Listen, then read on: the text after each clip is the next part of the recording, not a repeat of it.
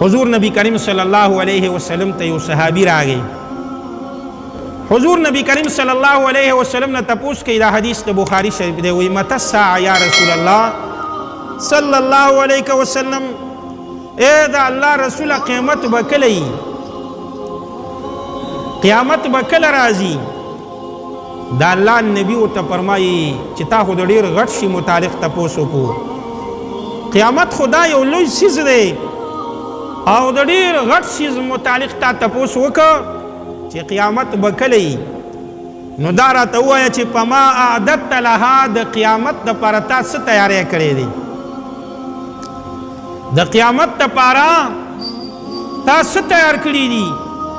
ځکه قیامت کې خو تپوس کېږي د الله د حقوقو، د بندګانو د حقوقو. نو د قیامت دپاره تا څه تیاری هم کړی دی او که نه؟ هسې سوال کې لکه یو شاګرد د استاد نه تپوس وکړي چې یاره ششمایي امتحان، نمایي امتحان، سالانه امتحان به کله وي؟ استاد ترې تپوس وکړي د ډېرې مینې نه، یا د هغه استعداد معلوموي، د هغه رایه معلوموي چې تا څه کار ورته کړی دی که نه.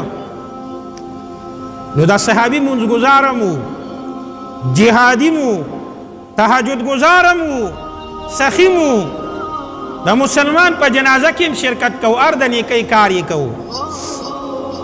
خدای مبارک دا هغه عمل ذکر نه کوي، د عمل ذکر هغه نه کوي.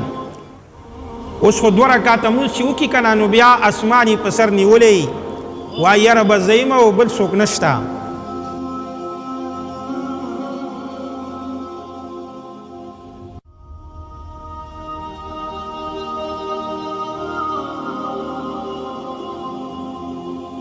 تر هغې پورې به قیامت نه راځي. نبی علیه السلام فرمایي حتی یقول الله الله الله فی الارض، وی چې دا الله الله ویونکي چې دی دا په مخ د ځمکه یي که نه، نو دنیا به قایم وي، قیامت به نه راځي. نو چې قیامت نشته، دنیا موجود ده.